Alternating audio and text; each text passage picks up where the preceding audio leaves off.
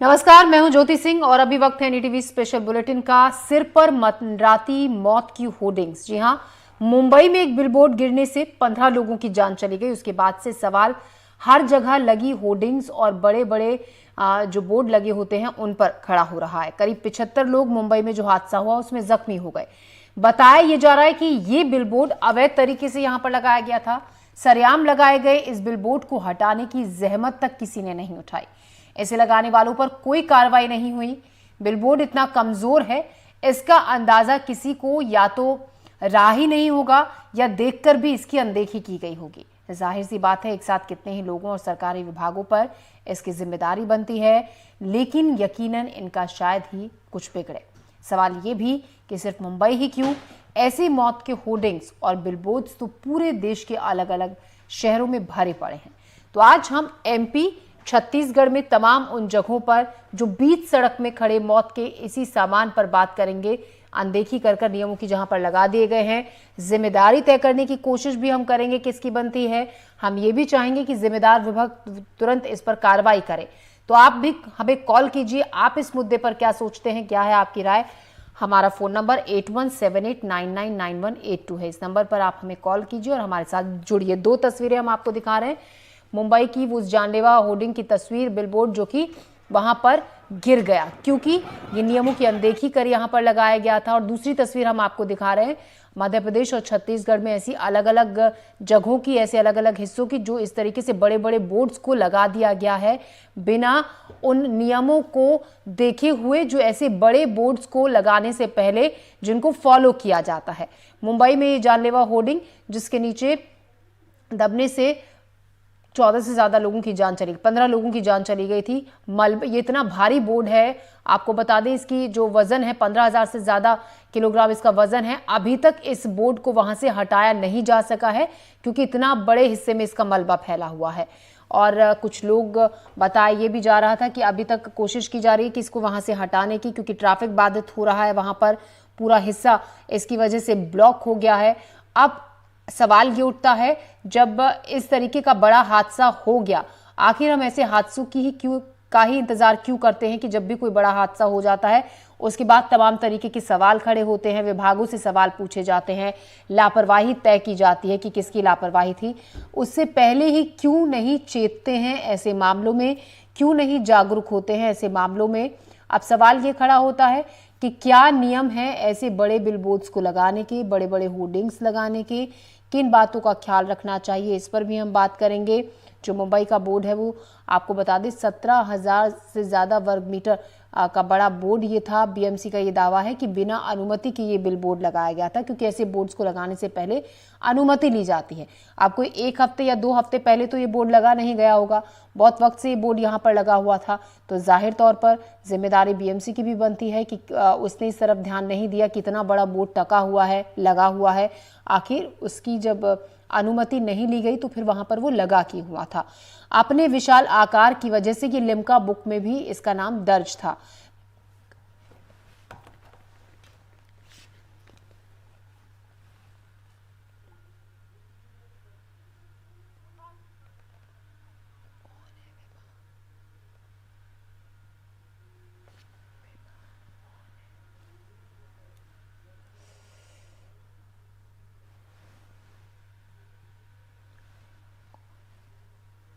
तो तस्वीरें हम लगातार आपको दिखा रहे हैं। हमारे साथ पूर्व महापौर है विभा पटेल, भोपाल से जुड़ गई हैं।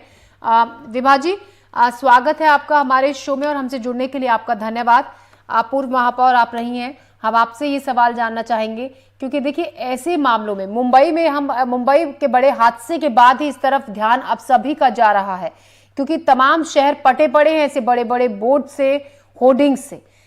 क्या वो नियम होते हैं जब ऐसे बड़े बोर्ड्स को लगाया जाता है शहर के व्यस्त चौराहों पर या फिर ऐसे भीड़ भरे बाजारों में जहां पर वो सबका ध्यान आकर्षित करते हैं, जहां पर सबकी उन पर नजर पड़ती है? क्या वो 5 ऐसे नियम जिनका ध्यान रखना पड़ता है ऐसे बोर्ड लगाने से पहले? देखिए, इसमें खास तौर पे जब इस तरह के बोर्ड लगाए जाते हैं तो ट्रैफिक की एनओसी आवश्यक है। इसके साथ साथ यदि वो स्थान कहीं किसी बिल्डिंग पर है तो उस बिल्डिंग की जो मजबूती है वो देखी जानी चाहिए। और सबसे महत्वपूर्ण जो बात है वो नगर निगम के अधिकारियों को इस बात का ध्यान रखना चाहिए कि कहीं उस बोर्ड के लगने से किसी दुर्घटना को तो बल नहीं मिल रहा। यदि वो कोई दुर्घटना प्रवण क्षेत्र में लगाया जा रहा है तो निश्चित तौर से इस बात का ध्यान रखा जाता है कि वहां पर लोग ज्यादा इकट्ठे ना होते हों, क्योंकि यदि कोई दुर्घटना होती है तो निश्चित तौर से लोगों की जान के ऊपर संकट आ सकता है। इसमें पुलिस वेरिफिकेशन आवश्यक होता है। अन्य जो विभाग हमारे नगर निगम से संबंधित होते हैं, चाहे हम पीडब्ल्यूडी की बात कर लें या भोपाल में सीपीए होता था, उसकी एनओसी की आवश्यकता रहती है। तो ये जो जिम्मेदारी है वो होर्डिंग का जो विभाग होता है उसकी ये जिम्मेदारी होती है कि सभी औपचारिकताएं पूर्ण की हों और औपचारिकताएं पूर्ण करने के बाद ही एनओसी दे। तो यदि हम नियम ये बोर्ड किसी भी तरीके से साठ गांठ कर कहीं पर भी लगा दिए जाते हैं तो ये कभी ना कभी हादसे का सबब बनते हैं, क्योंकि जी विभा जी, आप शायद म्यूट मोड पर आ गई हैं। विभा जी, आप अपने आप को अनम्यूट कीजिए, मैं आपके पास फिर से लौट। जी जी जी जी। तो सबसे अधिक महत्वपूर्ण है कि ट्रैफिक पुलिस की जो एनओसी है वो बहुत आवश्यक है, पीडब्ल्यूडी की जो एनओसी है वो आवश्यक है, और उसके बाद ही नगर निगम को इसमें अनुमति देनी चाहिए। जी, हमारे साथ प्रमोद दुबे जी भी जुड़ गए हैं, सभापति हैं रायपुर के। प्रमोद जी, स्वागत है आपका हमारे शो में और धन्यवाद हमसे जुड़ने के लिए। नगर निगम रायपुर से हैं प्रमोद दुबे जी। प्रमोद जी, सवाल हमारा आपसे ये है, जिस तरीके से विभा अभी बता रही थी विभा मैम की बाकायदा पूरी परमिशन ली जाती है पीडब्ल्यूडी से, ट्रैफिक पुलिस से, लेकिन इन नियमों की अनदेखी होती है। हम आपसे ये जानना चाहेंगे, क्या शहर में जिस तरीके से ये बोर्ड्स लगे होते हैं, बड़े बड़े होर्डिंग्स लगे होते हैं, वक्त वक्त पर इनकी जांच होती है कि सभी अनुमति परमिशन लेकर लगे हैं, या क्योंकि कई बार ऐसा देखा जाता है, अक्सर ऐसा देखा जाता है कि बिना परमिशन के लग गए होते हैं, जो कि इस तरीके के हादसों की वजह बनते हैं, जैसा मुंबई में हुआ था।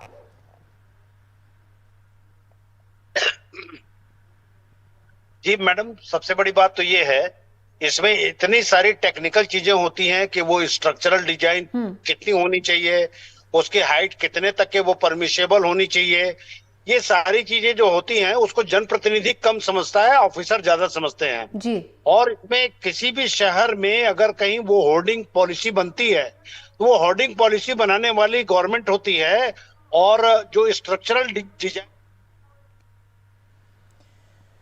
तो जो बात हमें बता रहे थे, जिन पर भी जिम्मेदारी होती है, जिन्होंने इस विभाग में काम किया है, कि क्या प्रोसीजर होता है इन बोर्ड्स को लगाने का। छत्तीसगढ़ की राजधानी रायपुर में होर्डिंग्स को लेकर एनडीटीवी के संवाददाता जुल्फिकार अली ने लोगों से बातचीत की। क्या कहा उन्होंने, आइए देखते हैं। मुंबई में होर्डिंग हादसे में 14 लोगों की जान जाने के बाद छत्तीसगढ़ में भी इस बात की चर्चा हो गई है, खासकर राजधानी रायपुर में, कि होर्डिंग कितने सुरक्षित हैं और लोग उससे किस तरीके से बच सकते हैं। क्योंकि राजधानी के अलग अलग जगहों पर अगर देखें तो घरों में होर्डिंग्स लगे हुए हैं, सड़कों पर जिस तरीके के होर्डिंग है देखें कि यूनिपोल लगे हुए हैं, बड़े बड़े और भारी वजन वाले यूनिपोल लगाए गए हैं। ये नियम के तहत हैं, क्योंकि छत्तीसगढ़ में हवा किस का रुख क्या होता है, ये तमाम कई सारी बातें होती हैं टेक्निकली, उस पर आगे चर्चा करेंगे। लेकिन इस बात को लेकर चर्चा है कि इस होर्डिंग से नुकसान जरूर हो रहा है। अगर होर्डिंग गिर जाती है तो लोगों की जान जा सकती है, जैसा कि मुंबई में हुआ। छत्तीसगढ़ की राजधानी रायपुर में लोग क्या सोचते हैं होर्डिंग को लेकर, लोगों ने हादसे देखे या नहीं देखे, उनसे बात करते हैं। क्योंकि अक्सर देखे हैं जब गर्मी होती है और गर्मी जब पीक पर होती है तो बड़ी तेज हवाएं चलती हैं, अंधड़ चलता है और होर्डिंग्स उड़ जाते हैं, गिर जाते हैं, उससे नुकसान होता है। और आप भी बहुत नज़दीक से इन सब चीज़ों को देखते हैं, तो भुजित जी बताइए कि इससे कितना नुकसान लगता है लोगों को। अक्सर ये मई जून के महीने में या अप्रैल में बारिश के पहले हम जब तेज आंधी और ये सब परिस्थितियां जब होती हैं तो उसमें खास करके जो फ्लेक्स है, ये निजी और व्यावसायिक परिसरों में लोग अधिक आमदनी के चक्कर में केवल एंगल और ये छोटे पाइप लगा के ये बहुत ऊंचे ऊंचे फ्लेक्स लगा लेते हैं। उसमें कंपनियों के कॉमर्शियल फ्लेक्स होते हैं, बाकी दूसरी चीज़ों को, लेकिन ऐसी आंधी के समय में बहुत तेजी से वो फ्लेक्स फट के गिर जाते हैं। और सड़कों पे जब गिरते हैं तो ट्रैफिक के समय में खास करके दोपहिया वगैरह के ऊपर जब गिरता है तो स्ट्रक्चर अलग गिरता है और केवल फ्लेक्स अलग गिरता है, तो ये बहुत खतरनाक है। दूसरा, ये जो आप कह रहे थे कि हवा की दिशा और उसका जो वेग होता है, उसका कोई, मुझे नहीं लगता कि कोई बहुत ज़्यादा ध्यान रखा जाता है। बहुत बड़े साइज के यूनिपोल तो ठीक है, लेकिन बाकी ये मेरे ख्याल से पूरे देश भर में ये समस्या है कि अधिक आमदनी के चक्कर में निगम वाले और दूसरी संस्थाएं भी सब ये कर रहे हैं। अच्छा, निगम की मॉनिटरिंग समझ में आती है क्या आपको? नहीं, देख के तो नहीं लगता। नियम कायदे जरूर होंगे, लेकिन अगर जिस बेतरतीब तरीके से ये सब हो रहा है पिछले काफी समय से, तो नहीं लगता कि निगम कोई बहुत ज्यादा गंभीर है। अच्छा, कोई आपको ऐसा राजधानी में हादसा याद हो, होर्डिंग उड़ गई हो जिससे नुकसान हुआ हो?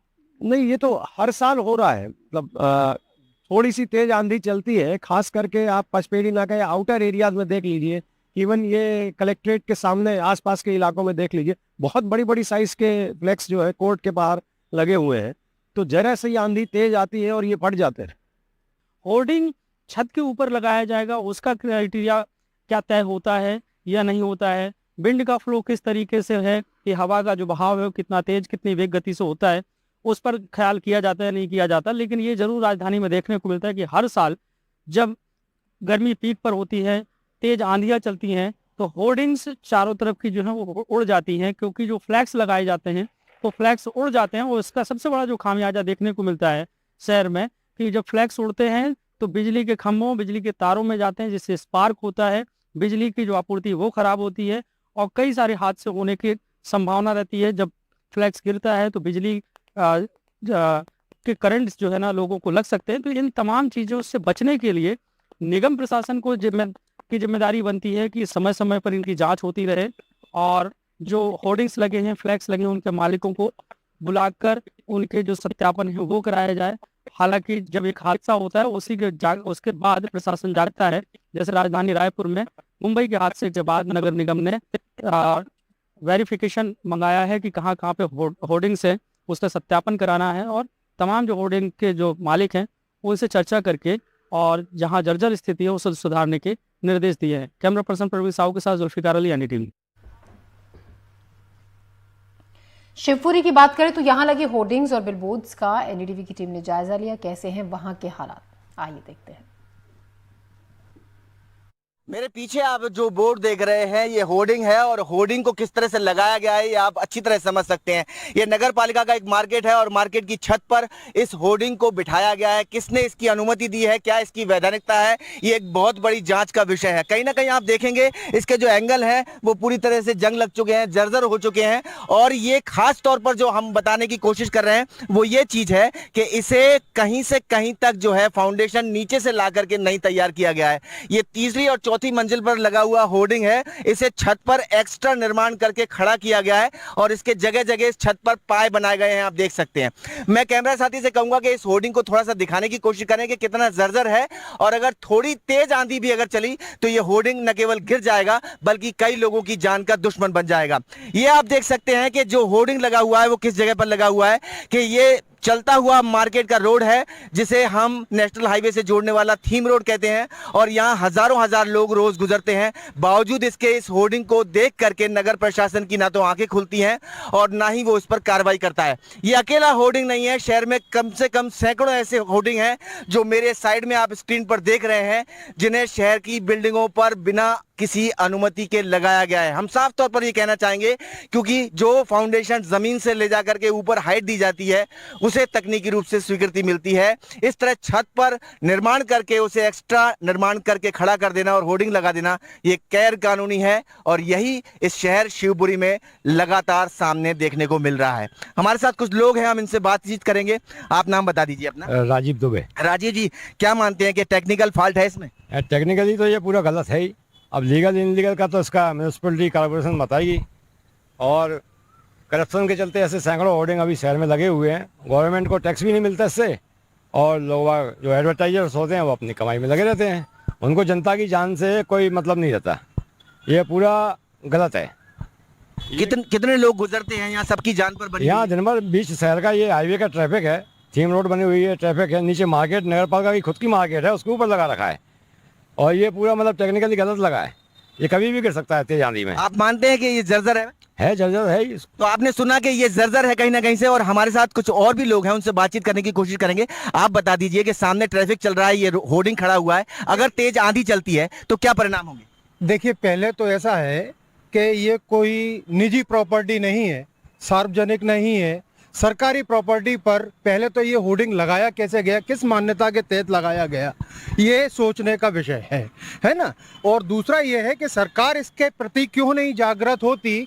जब कोई हादसा घटित हो जाता है उसके बाद में सरकारी अमला जागता है, ये सबसे गलत चीज़ है ना। दूसरा, आप देख ही रहे हैं, जैसा आप बता रहे हैं, जर्जर हालत में है, कभी भी हादसे को न्योता देने के लिए तैयार बैठा है एकदम, है ना। अब इससे ज़्यादा कुछ नहीं कह सकते, हम लोग एक आम आदमी है, केवल इतना ही बता सकते। आम आदमी है, इससे ज्यादा कुछ नहीं कह सकते, लेकिन बंबई में जो कुछ भी हुआ उसे जानकर आपकी जमीन पैरों के नीचे से निकल जाएगी, क्योंकि वहां भी जो होर्डिंग था उसका नाम लिम्का बुक ऑफ रिकॉर्ड्स में दर्ज था और उसे किसी तरह की अनुमति प्राप्त नहीं थी। और ऐसे दर्जनों नहीं, सैकड़ों होर्डिंग हैं जो लोगों की जान के साथ सरेआम खिलवाड़ कर रहे हैं, और प्रशासन, नगर प्रशासन, नगर निगम जैसी संस्थाओं की आंखें बंद हैं। और अगर ये आंखें खुलेंगी तो कब? शिवपुरी से अपने कैमरा साथी नितिन शर्मा के साथ अतुल गौड़, एनडीटीवी। तो आप भी हमसे जुड़े हैं, दर्शकों से बार बार हम अपील कर रहे हैं, आप इन मुद्दों पर क्या सोच रहे हैं, इस मुद्दे पर जिस पर आज हम चर्चा कर रहे हैं, क्योंकि आपके शहर में भी आपने ऐसी तमाम होर्डिंग्स देखी होंगी बड़ी बड़ी, अब जिन्हें देखकर कहीं ना कहीं डर भी लगेगा। जब से मुंबई हादसा हुआ है, प्रमोद दुबे सभापति नगर निगम रायपुर से हमारे साथ लगातार बने हुए हैं। प्रमोद जी, मॉनिटरिंग की बात हो रही थी, हम आपसे ये जानना चाहेंगे, क्या जो भी संबंधित विभाग है उसकी तरफ से वक्त वक्त पर शहर में मॉनिटरिंग उन तमाम जगहों पर की जाती है जहां पर इस तरीके के बोर्ड लगे होते हैं?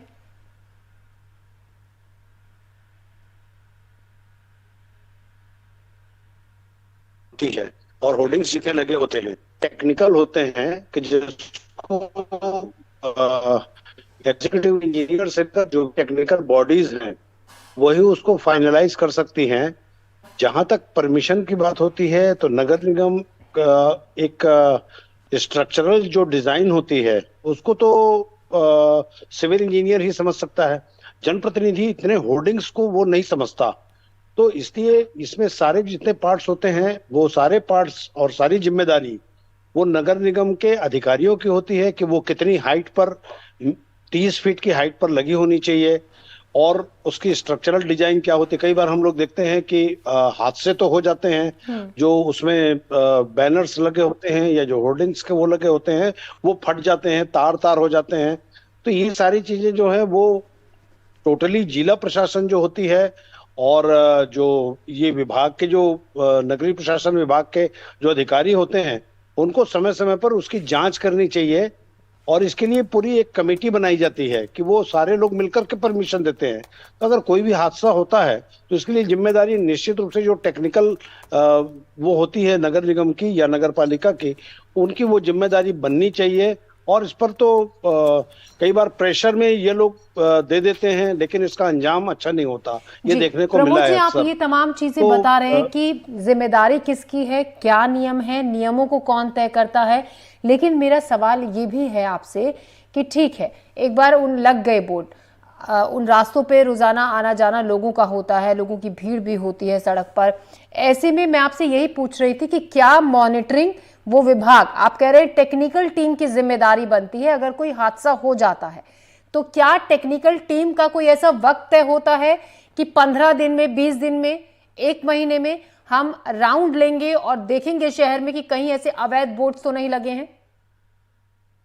नहीं, जब भी इस प्रकार के आंधी तूफान आते हैं तो जनप्रतिनिधि इन बातों की चिंता जरूर करते हैं, लेकिन अधिकारी ही इसके लिए कुछ कर सकता है, क्योंकि हम इंजीनियरिंग तो पढ़े नहीं होते, उसमें कितनी चीजें होती हैं, क्या चिंता तो होती है, लेकिन सवाल बार बार प्रमोद जी मैं यही पूछ रही हूँ, आप बार बार बता रहे हैं कि होनी चाहिए, ये कर सकते हैं, लेकिन क्या होती है? क्योंकि आप इस विभाग में हैं, उस लिहाज से आपसे ये सवाल बार बार पूछा जा रहा है।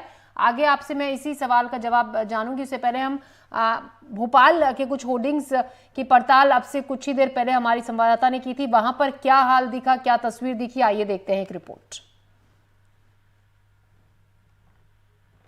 मुंबई में होर्डिंग गिरने से जो हादसा हुआ उसके बाद कई जानें चली गईं, लेकिन क्या राजधानी भोपाल या अन्य शहरों की अगर बात करें तो यहाँ के होर्डिंग भी काफी ज्यादा खतरनाक तो नहीं है?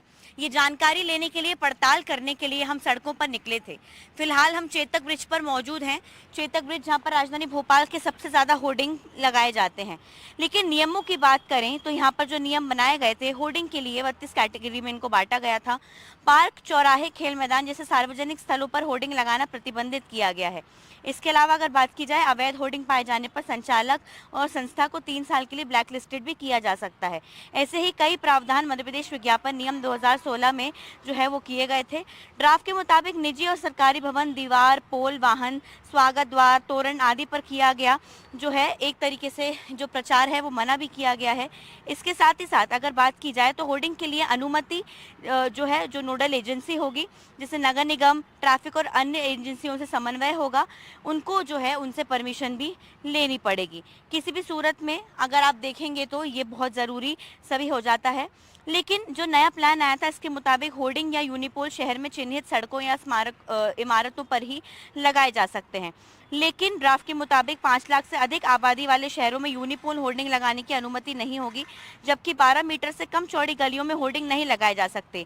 केंद्र, राज्य सरकार, रेलवे और एयरपोर्ट एरिया में होर्डिंग लगाने को भी सक्षम अधिकारी से अनुमति लेना अनिवार्य होगा।